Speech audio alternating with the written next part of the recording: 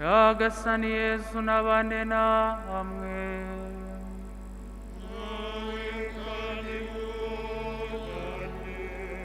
Amagambo yo mu Ivanjili ntagatifu uko yanditswe na Matayo.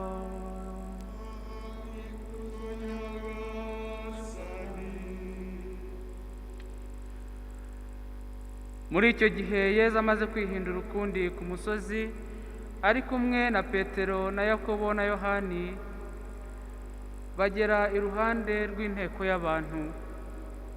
Nuko umuntu yegera Yesu amupfukamira agira ati, Nyagasani, babarira umwana wanjye urwaye igicuri, akaba ameze nabi. Kenshi yiroha mu muriro, ubundi mu mazi. Namuzaniye, abigishwa bawe ntibashobora kumukiza. Yesu arasubiza ati, mbe bantu b'iki gihe babemera gato kandi b'inkozi z'ibibi, nzabana namwe kugeza ryari? Nzabiyumanganya mpereze hehe? Nimumunzanire hano. Nuko Yesu acyaha iyo roho mbi, imuvamo ako kanya arakira. Nuko abigishwa be begera Yesu baramubaza bati, niki gituma twebwe tutashoboye kuyirukana? Arababwira ati, nuko mufite ukwemera guke.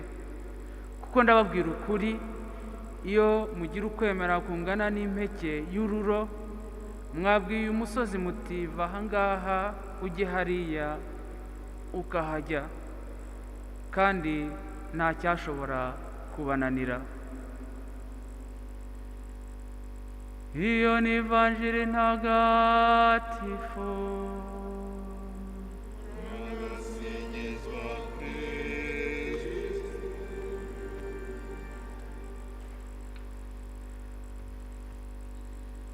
Bavandimwe, muryango w'Imana, Kristo Yesu akuzwe. Wibagiwe ukugize, byakugora kwigira. Wibagiwe ukugize, birakugora kwigira ndetse no kugira aho ugana. Umuryango wa Isiraheli wakunzwe n'Imana, irawutora kugira ngo uzabere indi miryango yose y'isi itara, kandi werekane ubudahemuka bw'Imana. Kuri benshi muribuka ko nyuma y'igihe cya Pasika twatangiye kumva uburyo Imana yitoreye umuryango w'Imana, umuryango wayo. Muribuka ko twatangiranye n'igitabo cy'Intangiriro, tugera ndetse no kuri rya somo ry'uburyo Uhoraho yatoye Aburahamu mu gitabo cy'Intangiriro umutwe wa 12. Uhoraho ashima ukwemera kwa Aburahamu wavuye mu byo yari arimo agakurikira ijambo ry'Imana atazi aho yari agiye, kubera ko yumvaga ko icyo Imana imutegetse azagikora. Uhoraho aza no kumuha umwana ageze mu zabukuru. Ibyo byarakomeje, twumvise uburyo abakomoka kuri Aburahamu baje no kwisanga mu Misiri, bakagirwa abacakara, bagakandamizwa, ariko Imana ntibatererane, ikaza kuvanamo umwe muri bo, Musa, ikamurokora kugira ngo nawe azarokora abandi. Musa yagendanye nabo, tumaze iminsi tubyumva muri ibi byumweru 2 bishize, ndetse abanyuza hagati y'amazi barakira mu nyanja y'umutuku. Uwo muryango rero wari warasezeranijwe kuzasubira mu gihugu cy'isezerano. Muzi ko wakomeje guhemuka ukanagononwa.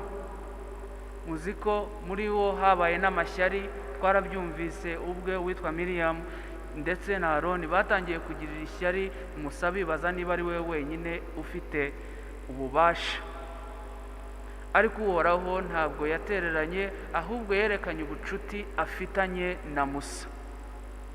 Musa wari ubayoboye, nawe akajya avuga ati nyagasani, aba bantu bafite umutima mubi gutya tuzabagenza dute? Akabatakambira. None uyu munsi batubwiye uko bahawe itegeko riruta ayandi. Baratubwira bati urajya ukunda Imana n'umutima wawe wose, n'ubwenge bwawe bwose, n'amagara yawe yose. Duhereye kuri aya mateka tumaze kumva, ni nk'aho uhoraho ababwiye ati musubize amaso inyuma murebe uburyo nagendanye namwe, murebe ko nta wundi wabakunze kubarusha, namwe muzasubize. Munkunde mwivuye inyuma, kuko ntagereranywa n'ibindi bigirwamana. Ntimuzakunde Imana gusa, twabyumvise, ahubwo muzabibwire n'abana banyu bose, ndetse bazabibwire n'ababakomokaho. Ni itegeko bahawe. Uyu munsi uhoraho arababwiye ati muramenye, ntimuzibagirwe ubagize, kuko nimwibagirwa ubagize muzibagirwa abo muri bo ntimuzigira. Mu Kinyarwanda tugerageze kugenekereza, dushobora kuvuga tuti muramenye ntimuzatere ibuye aho mwajisha igisabo, ahubwo muzahubahe, mwubahe uwahabagejeje, mwubahe kuko afite agaciro gakomeye. Iri somo rero ryanditswe mu myaka myinshi yashize, natwe ryadufasha gusubiza amaso inyuma. Utibuka arazima. Usubize amaso inyuma, urebe aho wavuye, ibyakubayeho, urebe ko aho wageze utahigejeje, ntabwo wigize. Ahubwo noneho nk'uko Mutagatifu Inyasi wa Loyola yakundaga kubivuga muri ka gatabo k'imyitozo ya roho, uvuga uti nakoreye iki Imana, ndayikorera iki, kandi nzayikorera iki, kubera urukundo yangiriye. Ndetse Mutagatifu Inyasi agera n'aho avuga ati muri rya somo, ndetse binahuye na gatigisimu yacu, ati muntu yaremewe gukunda Imana, kuyikorera ndetse no kuyubaha. Ibindi byose byaremwe ni uburyo budufasha kugira ngo tugere kuri iyo ntego. Wibagiwe ukugize ntabwo uzigira. Ntabwo bishoboka rero gushyira iyobokamana nk'uko mubizi, ntidushobora kurishyira ku munzani cyangwa ku gipimo cyangwa muri laboratoire. Murabizi ko ibyo bidashoboka. Ahubwo ku bafite ukwemera, iyobokamana ry'ukuri ribaha icyerekezo cy'ubuzima bwabo.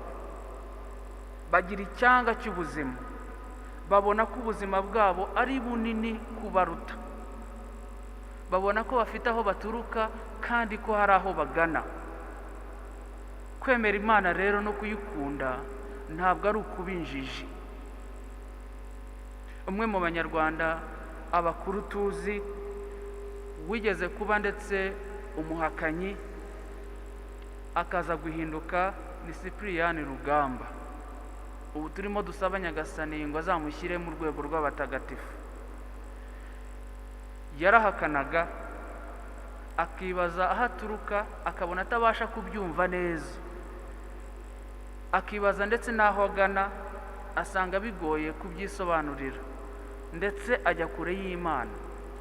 Ariko nyuma yaje guhinduka, asanga atangira no kwamamaza ubwe ko atigize muri za ndirimbo ze nyinshi dukunda kumva. Kubemera Imana, kuyikunda n'ibyacu byose, ntabwo ari uguhitamo Imana cyangwa kuyireka, ahubwo kwemera Imana no kuyikunda birushijeho niko guhitamo k'ukuri. Twibuke ko n'ijambo Imana turikoresha nk'izina riruta iryo zina ubwaryo. Hari igihe umuntu ashobora kumva ko guhitamo Imana yabisanisha n'uko yahitamo hagati y'ibintu bibiri. Guhitamo no gukunda Imana ni ukwakira utugize, ukamenya aho uturuka, ukamenya aho ugana, niyo washaka gukomeza kurwana nabyo uvuga uti ibi ntabwo mbyumva, ugera aho ngaho ukagonga urukuta, kuko ugeraho ugasanga nawe ubwawe utigize. Wibagiwe rero ukugize biragoye kwigira. Uramenye nk'uko nabivuze, ntuzatere ibuye aho wajishe igisabo. Kubaha Imana ntabwo ari uko utagira ubwenge, gukunda Imana ntabwo ari ukuba injiji, ni ukwakira ko uri we ubikesha Imana, ahubwo ukayiha icyubahiro gikomeye. Ni ibi rero dusanga muri iriya somo rya mbere ry'ivugururamategeko. Uzakunda Imana n'umutima wawe wose n'ibyawe byose, bizaguha icyerekezo. Abayisiraheli babwiwe gukunda Imana n'ibyabo byose.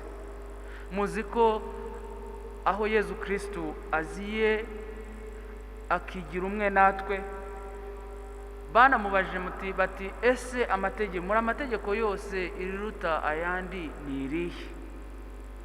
Tubisanga muri Mariko umutwe wa 12, Matayo umutwe wa 22 ndetse na Luka umutwe wa 10, aho Yezu Kristo asubiza ati uzakunda Imana n'umutima wawe wose n'ibyawe byose n'amagara yawe yose, nk'uko tubyumvise muri kiriya gitabo cy'ivugururamategeko umutwe wa 6. Ariko Yezu Kristo ahita yongeraho agira ati uzakunde na mugenzi wawe uko wikunda. Ibyo biruta amategeko n'abahanuzi. Mu Ivanjiri ya Yohani, Yezu yongeraho akagira ati bazamenya ko muri abigishwa banjye nimukundana. Gukunda Imana no gukunda mugenzi wacu ntabwo bitandukanywa. Ni nk'aho waba ufite impande ebyiri z'igiceri, biragendana.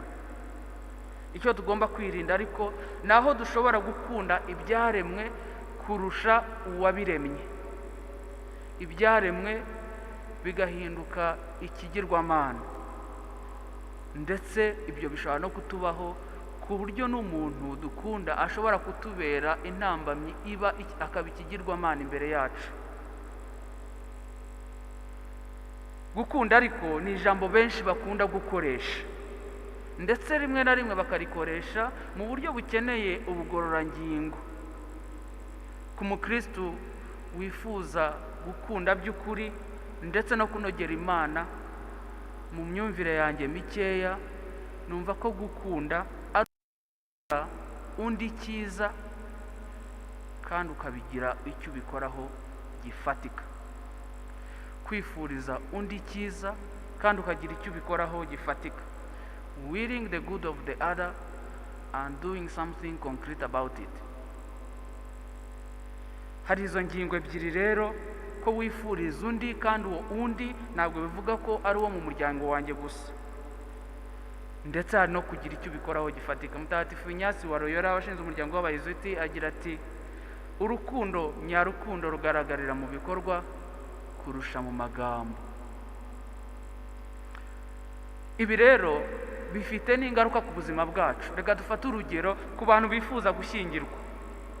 Hari igihe uhura n'umusore n'umukobwa bifuza gushinga urugo, bakaza kubaza abihaye Imana, abapadiri, ati ese mwadufasha gute kwitegura iri sakramento ryo gushyingirwa? Bamwe iyo ubabajije batangira kukubwira, baguha impamvu zitandukanye.